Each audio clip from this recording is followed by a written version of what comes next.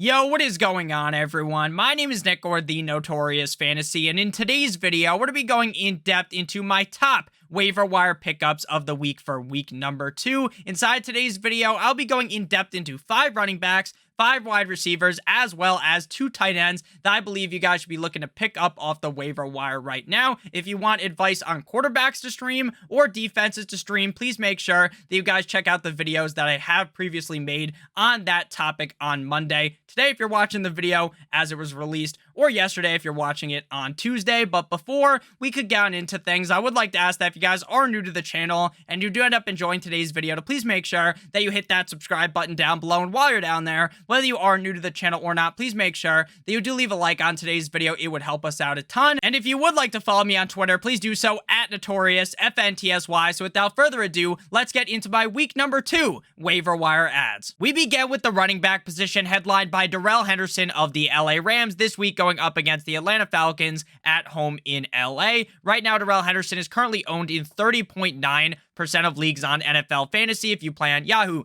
ESPN, CBS, any of those other fantasy football platforms, then the ownership of all of these players are going to be slightly different. In week number 1, it was pretty evident that Darrell Henderson was the number 1 running back on this team by a wide margin, having 13 carries for 47 yards, 5 receptions on 5 targets for 26 yards, and he is currently the running back 23 in half PPR. Now, this video was recorded prior to Monday Night Football when Seattle and Denver plays, so it's entirely possible that by the time you look at things tomorrow in half PPR, that Darrell Henderson finished as the RB number 25. He was in on 82% of the snaps compared to Cam Akers' 18%. I do, though, believe that eventually Cam Akers could take over and could be getting more and more healthy as this season goes on, so I wouldn't shit myself in panic and drop Cam Akers. But for now, I think Darrell Henderson is a very viable player to be playing in your lineup, and he is definitely my number 1 waiver ad on the week. Especially since they're playing the Falcons this week, as well as the fact that I really do believe that that first game up against the Bills was more of an anomaly. Now, I'm not saying that maybe the Rams are slightly worse this season, but I do think they're much better than they played up against the Buffalo Bills. So I think Darrell Henderson is definitely a start-worthy player this week and could be going forward as long as Cam Akers doesn't get his job back. Next up, we move to my number 2 running back waiver wire ad on the week, Jeff Wilson Jr. of the San Francisco 49ers, going up against the Seattle Seahawks defense next week. Jeff Wilson Jr. is currently owned in 0.4% of leagues on NFL Fantasy. Elijah Mitchell is expected to be sidelined for 2 months with a sprained MCL. This seems like the kind of scenario where you want to avoid if you are in a league that uses a fab budget, just blowing all of your fab on Wilson, because they could easily, in week number 2 or going forward, shift off of Jeff Wilson and go with Jordan Mason or Tyrion Davis-Price. Also in this offense, they have Deebo Samuel, who is incredibly talented at running, and they also have Trey Lance at quarterback, who is very good at running as well. In week number 1, up against the Bears, Jeff Wilson, after Elijah Mitchell went down, kind of got the run there. He was the number 1 running back, 9 carries for 22 yards and 2 receptions on 2 targets for 8 yards. So, right now, the best bet to be the number 1 running back on the San Francisco 49ers next week is Jeff Wilson. But the reason why I don't want you blowing all your fab on Jeff Wilson is because we all know about Kyle Shanahan. We all know that this man runs with the hot hand approach. So if Jeff Wilson comes out cold against Seattle, that we could easily see Jordan Mason or Tyrion Davis-Price take over. So again, going into week 2, would I play Jeff Wilson up against the Seattle Seahawks? Yes.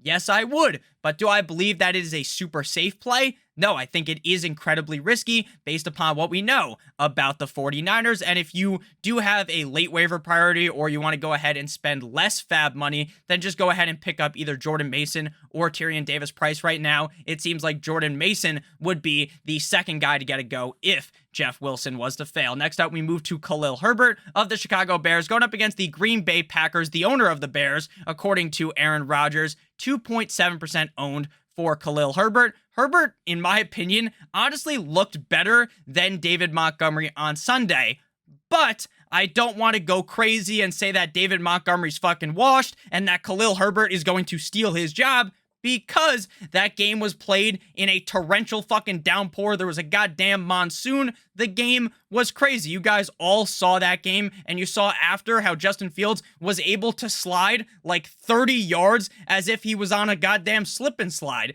That's how bad the weather was. So, Herbert, 9 carries for 48 yards and a touchdown, 1 reception on 1 target for -2 yards. So I don't want to take everything from that game. Same thing goes with Jeff Wilson having 9 carries for 22 yards and 2 receptions on 2 targets for 8 yards. What I want to see is the usage. Jeff Wilson was used after Elijah Mitchell got hurt, and Khalil Herbert is the clear number 2 running back on the Bears. But don't be surprised if eventually Khalil Herbert is able to scratch and claw his way into a viable role in this offense. Would I tell you to start him next week up against the Packers?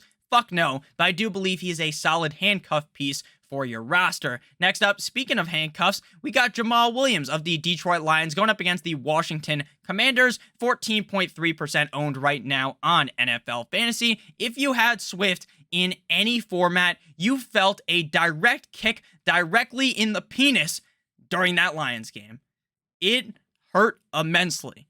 You're like, holy shit, here comes DeAndre Swift. And then boom, Jamal Williams. And then the motherfucker does it again. He does it again. He had 11 carries for 28 yards and 2 fucking touchdowns. The touchdowns elevated him to be the running back number 13 right now in half PPR. He also had 1 reception on 2 targets for 2 yards. Jamal Williams might as well be nicknamed the goddamn king of the vultures. He's the vulture king, and this is probably going to happen again at some point in the season. Jamal Williams is certainly more of a handcuff because you don't really want to roll out Jamal Williams unless there's some injury to a player on your team on a normal week. But by the time we get to bye weeks and you could potentially have multiple running backs on bye, Jamal Williams is a very high upside play. Again, I'm not going to be advocating for you to start him, but with how Dan Campbell runs this team, it wouldn't be surprising if there was a couple of games this season where Jamal Williams sneaks his way into the end zone, making him fantasy viable on that week. So Jamal Williams is definitely an all right pickup. And my final waiver wire pickup at the running back position before we pivot to the wide receivers is Jaylen Warren of the Pittsburgh Steelers going up against the New England Patriots. Warren is currently owned in 0.4% of leagues. Now, currently, reports are telling us that Najee Harris's foot injury is not super serious and that the test came back negative and that there is a belief that he could end up playing this week up against the Patriots. So if you are in a deeper league or if you are someone who has Najee Harris, I still believe that Warren is worthy of a pickup as he would be the clear lead running back on the team if Harris's injury ends up being more serious or if Najee Harris ends up getting re-injured because the team pushes him back too quickly. Now, even if Najee Harris was missing multiple weeks, I don't think Jaylen Warren would have moved very much up my rankings of running backs to add because that offensive line, not very good still. Like last year, they were a turnstile. Maybe now they're a fancier turnstile, but they're still absolute shit, and Jaylen Warren would probably struggle mightily. Now, he'd get a lot of carries, but I'm not too sure he would even be all that start-worthy unless you were obviously down bad at running back. So if you do have Najee Harris or you're in a deeper league, you can go ahead and put in a waiver claim for Jaylen Warren because I still think there is potential that Mr. Najee Harris ends up missing this week's action up against the Patriots. So now let's pivot into the wide receiver position for today's video, headlined by Julio Jones of the Tampa Bay Buccaneers going up against the New Orleans Saints in New Orleans. Right now, Julio Jones's ownership is 54.6%. So he is the second highest owned player in today's video. The other higher owned player is going to be a tight end. Week 1 up against the Dallas Cowboys in Jerry's World. Julio Jones had 3 receptions on 5 targets for 69 yards. Very nice. I like 2 rushes for 17 yards. He finished the game as the wide receiver 13. But again, it is important to understand that things can change because Denver and Seattle has not kicked off yet.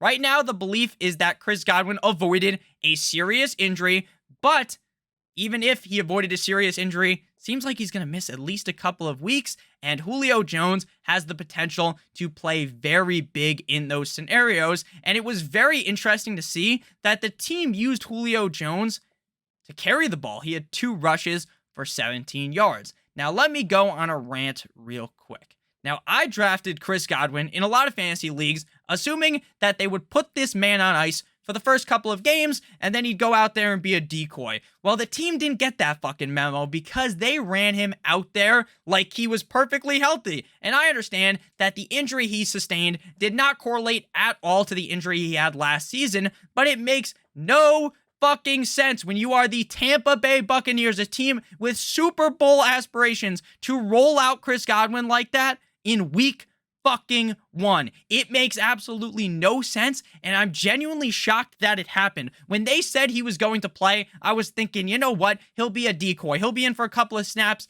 in and out, like it was nothing, right? They absolutely butt-fucked. They eviscerated the Dallas Cowboys with ease. They barely even did anything in that game and smoked the Cowboys. So why was Chris Godwin in the game to even potentially get hurt? It made zero sense. So Julio is now in an excellent position to succeed with the team. I understand they have Mike Evans, they have Russell Gage, but Julio Jones' usage was very promising, and it was promising how far deep down the field Tampa Bay Tom Brady was letting that fucker fly and throw the ball towards him. To me, it also kind of seemed like maybe the old Julio was back and not the Julio from the Tennessee Titans last year. My number 2 wide receiver to add, he's on the thumbnail of today's video, Jarvis Landry of the New Orleans Saints, going up against the Bucs this week. 27.6% owned for Jarvis Landry in week 1 up against the Atlanta Falcons. And the Falcons falconed again. They're up by 1,000,000 points at the end of the third quarter, and somehow, some way, they choke. If I was an Atlanta Falcons fan, I don't know what I would do, honestly. The amount of times these motherfuckers choke a game where, according to ESPN, they have like a 95% chance to win is absolutely insane. It happens all the time. It's crazy. It's like the 28-3 curse has cursed the franchise forever. With that said, Jarvis, 7 receptions on 9 targets for 114 yards, and he is currently the wide receiver 17 in fantasy football in half PPR. So, Jarvis Landry was used in this offense, Michael Thomas was used in this offense, as was Chris Olave. So this is going to be a team that wants to throw the ball a lot, and Jarvis Landry, while I didn't think it was possible, is still a target hog in an offense with wide receivers as talented as Michael Thomas and Chris Olave. I personally like Jarvis Landry late in drafts, but I thought he was a guy, he'll get like 10, 11, 12 points a week. Well, now, based upon what we saw up against the Atlanta Falcons, I know they're a softer defense than the Buccaneers, that they could have 3 wide receivers on their team that every single week you want to start. Now, obviously, there's going to be games where not all 3 of them can eat, right? Where not all 3 of them have big games. But still, every single week, you're going to be able to talk yourself into potentially playing all 3 because of how much volume goes to each of these wide receivers. And Jameis Winston looked pretty good. Now, at one point in the game, they did take out famous Jameis Winston for Taysom Hill, which pissed me off. But hey, it was okay. Taysom Hill did his thing, and the wide receivers were still able to have a big game. And it doesn't appear that the team wants Taysom Hill to be like a pseudo quarterback, like he's going to throw like 5 passes in a game. Maybe he'll throw 1 a game. He's going to go out there, probably try to do some fake thing, run the ball. If they sniff that out, then he's going to be sitting on the bench. So I like Jarvis Landry a ton with Mr. Famous Jameis. Eat a W. Winston. Next up, we move to Zay Jones of the Jacksonville Jaguars, going up against the Colts this week. 0.5% owned is Zay Jones right now. In week 1, up against the Washington Commanders in Washington. Now, I made jokes all of last week that there was going to be like 4 fans at the Washington Commanders game, and there was actually a lot more fans than I thought. So a huge round of applause for the Commanders fans actually showing up. Zay Jones went 6 of 9, nice, for 65 yards, and it appears that he is the clear number 2 target behind Christian Kirk in this offense. I was a big fan of Marvin Jones all offseason long, and I'm not saying to completely panic off of week 1 that week 1 is exactly what's going to happen going forward. That's not the case, but it does seem like Zay Jones is the number 2 guy in this offense. And if Lawrence continues to develop and get better over the year, then we could actually see Zay Jones have weekly upside to be in your starting lineup again. Not a guy you need to force into your lineup, not a guy that I foresee being a top 24 receiver at the end of the season, but someone who, if you have a bye week or you're in a deep league where maybe you need to start 4 wide receivers because you have 3 wide receivers in a flex, then I could see matchups where Zay Jones can certainly creep into the starting lineup. Before we move on into the rest of these wide receivers and close out the video talking about the tight ends, I would like to give you guys a quick word for our friends and our sponsor over at Underdog Fantasy. Now, Underdog Fantasy is best known for their Best Ball Mania 3 tournament, but Best Ball Summer is over. It's the regular season, and they still have things you guys want to be a part of. Tonight, Monday Night Football. By the time you guys see this video, it's very likely that Monday Night Football has already started, but I will use tonight as an example. Underdog has pick'em contests, all on the overs or under. So, for example, Russell Wilson tonight, over or under 19.35 fantasy points. Say I think he's going over, I would go ahead and click over, and then I'd scroll down and find something else that I like. For example, tonight, I think KJ Hamler is going to come back and have a solid performance, 32.5 yards. I hit over, and then if I want to go ahead and bet $20 on that, I will receive 3 times that in the payout. And if you go all the way up to 5 legs, this is a 2-leg quote-unquote parlay, then if you go to 5 legs, you would get 20 times your entry fee if they all hit. So make sure you guys do check out Underdog Fantasy, promo code Stochastic for a $100 first deposit match. So you deposit $100, you receive an additional $100, and they also offer in-season drafts weekly. So there's ones for Thursday Night Football, Sunday Night Football, Monday Night Football, as well as drafts for the regular main slate on Sunday. So make sure you guys do go ahead and check that out. I love it over on Underdog Fantasy. Next up, we move to Devin Duvernay, wide receiver of the Baltimore Ravens, going up against my Dolphins this week. 0.5% ownership on Devin Duvernay in week number 1. This guy went absolutely fucking bananas all over the Jets defense in MetLife. Having 4 receptions on 4 targets, 4 for 4 like he was at Wendy's for 54 yards and 2 touchdowns. There was a lot of talk all offseason about tight end Isaiah Likely being the number 3 target in this offense, so it is entirely possible that maybe this was just a one-game smash for Devin Duvernay because they were playing up against a soft as baby shit Jets defense. But it's also possible that Devin Duvernay is a viable target in this offense, that maybe since Isaiah Likely is a rookie tight end, and rookie tight ends typically take a while to develop, that maybe Devin Duvernay is the number 3 target, and in positive matchups, you want to start him, because obviously the Ravens are a super low volume compared to most teams passing offense. They don't throw the ball as much as most teams. So unless you get that super juicy matchup like this week up against Miami, I don't think I'd want to chance it playing Devin Duvernay because I think the Dolphins defense is pretty solid. Maybe you want to risk it for the biscuit. Right now, Devin Duvernay is the wide receiver 9 in fantasy. That's definitely going to go down. But I do think that if he does get that number 3 role solidified in this offense, then Duvernay will have some value, especially in those positive matchups. Final wide receiver to discuss before we get into the tight ends is Curtis Samuel of the Washington Commanders, going up against the Lions this week in Detroit. 4% owned for Curtis Samuel. In week 1 up against the Jacksonville Jaguars, 8 receptions on 11 targets for 55 yards and a touchdown. He also had 4 rushes for 17 yards and a fumble lost.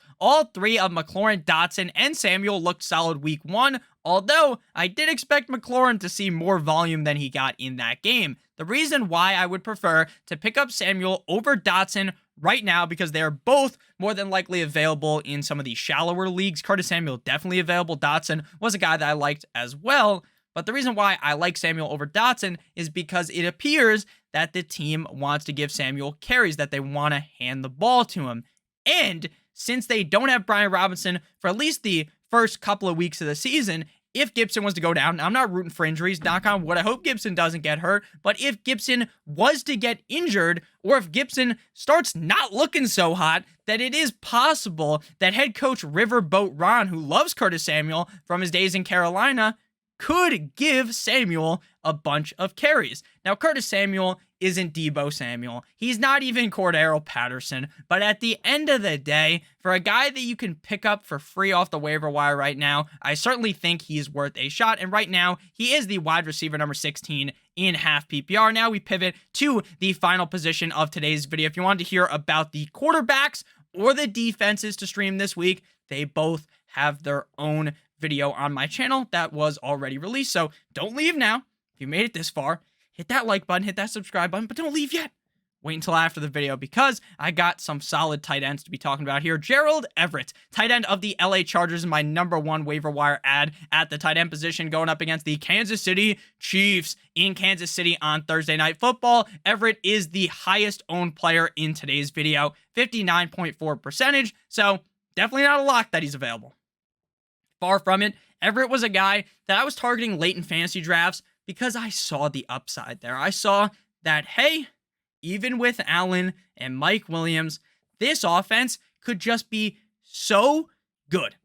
Just so amazing that they're scoring so many touchdowns. And while they have Eckler, they have all these great players. Everett could find his way into the end zone multiple times this season and be a high upside play in those matchups. Now, obviously, there's going to be games where he doesn't score, like 3 receptions on 4 targets for 54 yards last week up against the Raiders. If he didn't score, that's just an all right game. But the fact that he scores takes him to that next level. I don't expect him to be someone who is heavily targeted in this offense. But this week, since Keenan Allen is banged up, I know Keenan Allen wants to come back, but it's a short slate. He plays on Thursday. Seems like Allen's going to miss time at least next week. And that means we could see more of Gerald Everett this week in week number 2. And he's currently the tight end number 4. Again, I don't expect that to stick. But with this offense being so good, it is entirely possible that Everett could finish as a top 8, maybe even a top 5 tight end by the end of the season. Final tight end to discuss, my boy, Big Bob Tonyan of the Green Bay Packers, going up against the Bears this week at home in Lambeau. 20.1% owned for Robert Tonyan. Now, I'll be the first one to admit it. Aaron Rodgers looked like Stevie fucking Wonder in the pocket. It was unbelievable how bad Aaron Rodgers looked in that game. But still, Tonyan played all right. 3 receptions, 5 targets, 35 yards. There's still a very clear role for Tonyan in this offense. We all know that Aaron Rodgers just gets off to the fact that he has chemistry with these players and just force feeds the guys that he can trust. And he can trust Robert Tonyan up against the Bears. Again, Aaron Rodgers, the owner of the Bears. I expect Robert Tonyan to have a pretty solid game as well as a solid season. Only 20.1% owned. You should definitely pick him up if he's available in your league, and you need a tight end. Obviously, if you have like Travis Kelce, you don't need to pick up Robert Tonyan or Gerald Everett. So thank you guys all so much for watching today's video. If you did end up enjoying, again, please make sure to hit that subscribe button down below as well as hitting that like button. It helps me out a ton. And make sure to check out Underdog Fantasy promo code Stochastic for that $100 first match deposit bonus. I love you guys all so much. I hope you have a great rest of your guys' day. And as always, good boy.